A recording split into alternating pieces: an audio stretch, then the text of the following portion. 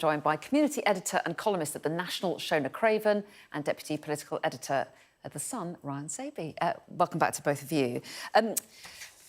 We're going to kick off with Heathrow again because it's on all the front pages, apart from The Star, I think, which talks about scatter cushions, if you want to check that out. But the Sun's headline there, Faulty Powers, very good, Ryan, it's your paper, of course, a nice pun there on the front page, but about a very serious issue, and a fire at an electrical substation that caused chaos. Yeah, and that headline sums up the whole picture of Heathrow over the last 24 hours or so. Just one substation taking out a crucial point of critical infrastructure. And we've got Willie Walsh, a leading figure in the air industry, talking about how can it be that just one piece of supplying that energy to the airport takes out the whole of Heathrow for so long. It leaves loads of people stranded all over the world. It can take days for the situation to get back under control. And it begs the question of the politicians probably coming in the next few days and actually saying, well, there's substations all over the country. Are they protected as well?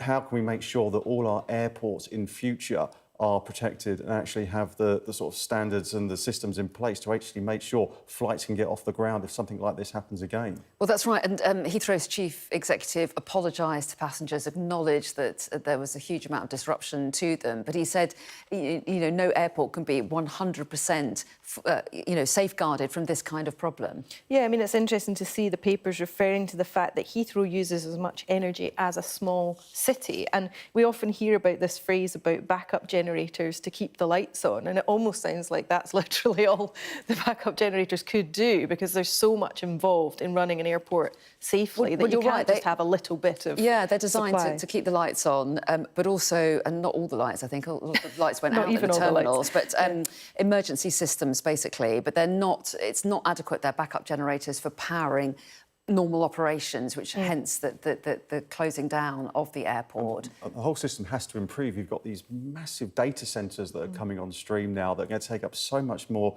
energy that actually everyone needs to up their game a little bit. Yeah, so there will obviously, as you say, be questions being asked about resilience and whether more should have been done to have different kinds of backup systems in place. In the meantime, passengers who've been displaced, obviously desperate to find out about their replacement planes back. So we're going to hear a lot more about it. But take us to a completely different story now, Shona. This is it's a small story on the front of the Daily Telegraph about the civil servants. Oh, that's quite blurry. The civil servants and working from home. Yeah, so there's a little bit more inside the Telegraph. Civil service has desks for less than half of its workers, and you can't help but feel that this is perhaps a little bit of a grim musical chairs type of situation, given what Keir Starmer said about replacing civil servants with AI where possible. But it says most civil servants are now expected to spend 60% of their time either working in an office or at an official business. But obviously the Telegraph talking about unions resisting this. But there just aren't the seats when people come in, and people are trying to grab them. There's a mad scramble.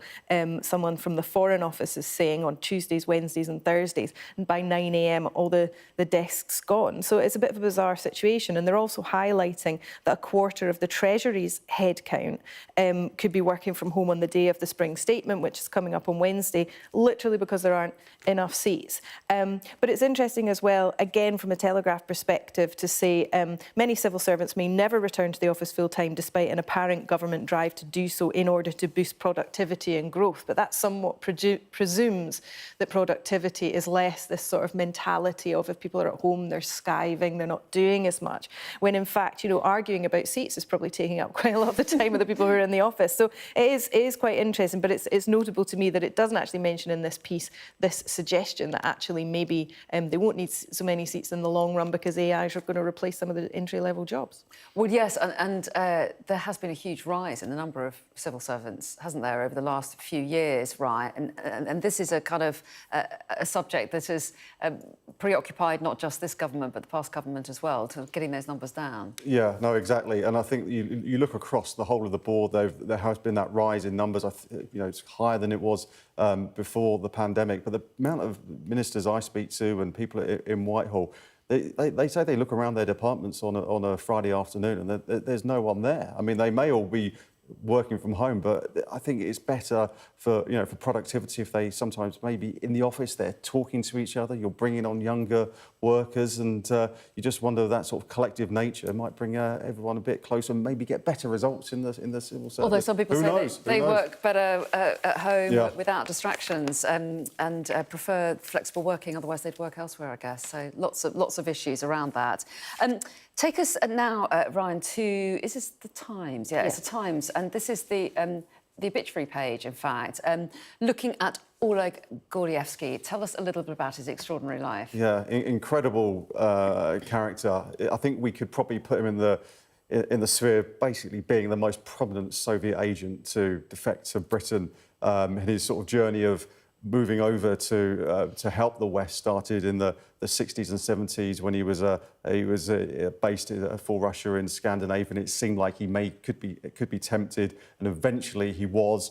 He was sent back to Russia, and then he came back to London, and then the British intelligence services pounced and got him to be their man. And one really interesting thing is when Mikhail Gorbachev came here in 1984, he was the link man between Gorbachev and Thatcher. He was briefing both Gorbachev and Margaret Thatcher about how to secure this sort of diplomatic triumph. He's the one who secured that. So in fact, he was briefing both parties. He was probably one of the most important people through those Cold War years. Yeah, extraordinary stuff. And so we bring you history as well as the news. Really interesting. Some of those articles on his life make fascinating reading. Move us back to the present day, Shona, and the upcoming spring statement is prompting lots of column inches, and some of the latest figures not giving Rachel Reeves an easy time ahead of that speech. Yeah, so the Mail goes with Reeves' borrowing binge, £20 billion worse than feared. I mean, personalising it quite as if she's just gone on a mad one and borrowed lots of money. But yeah, the line is that the government borrowing has smashed expectations.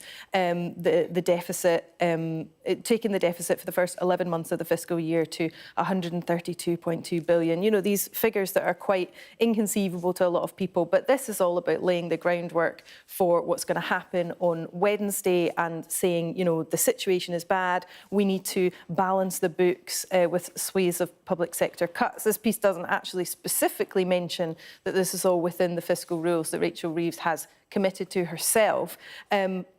Experts believe that what happened in October in the budget will not be enough to put public finances back on track. So it's talking about tax hikes possibly coming further down the line.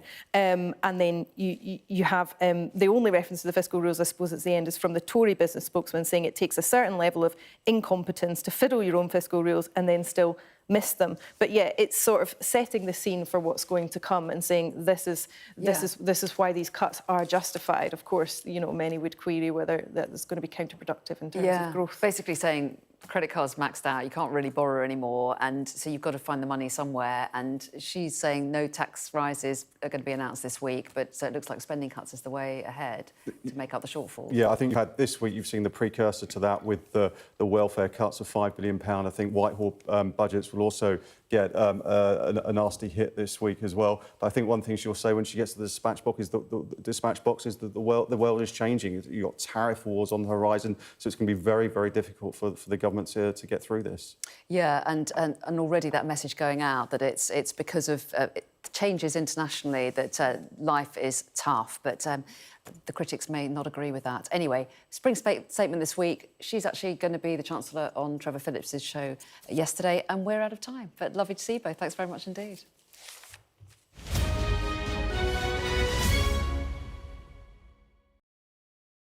We are under Israeli military